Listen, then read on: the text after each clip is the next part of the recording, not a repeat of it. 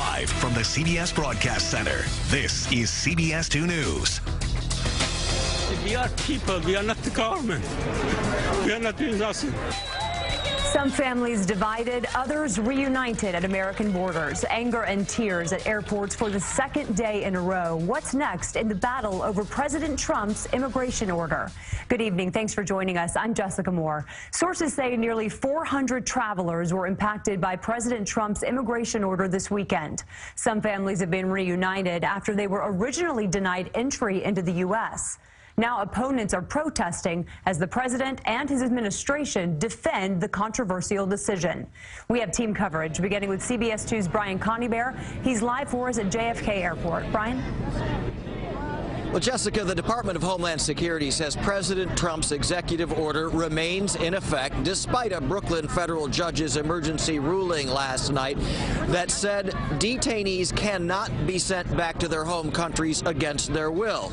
But while some detainees have in fact been released to their families, others are still being held here at JFK's Terminal 4 and other terminals.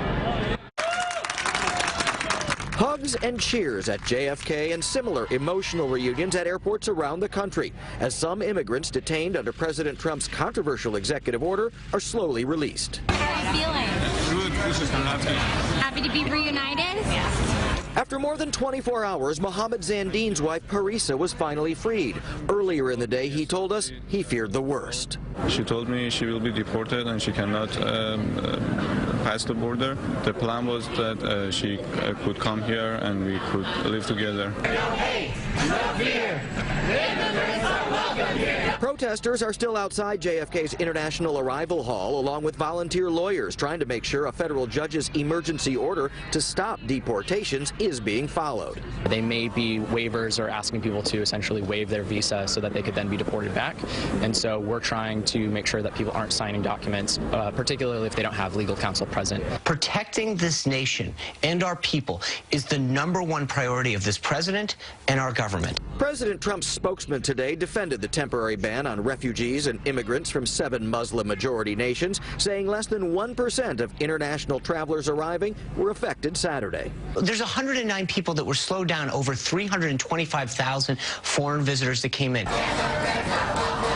The situation and all the protesters are causing confusion and chaos at JFK. This has been a very fluid situation. The federal authorities have put a chokehold on the release of information, including with respect to the identity and the number of detainees at JFK and airports throughout the entire country. Late this afternoon, President Trump released a statement saying in part, quote, "To be clear, this is not a Muslim ban, as the media is falsely reporting. This is not about religion. This is about terror and keeping our country safe," unquote. There's still a handful of protesters here outside Terminal 4, but nothing like the thousands last night. And there may be a new wrinkle coming in the extreme vetting process, as President Trump calls us. Sources telling us that certain immigrants may have to turn over their cell phone contact lists and social media account information, or they will be sent home. But that policy is still being worked out in Washington, D.C. We're live at JFK Airport in Queens. Brian Conybeare, CBS 2 News. Brian, thank you.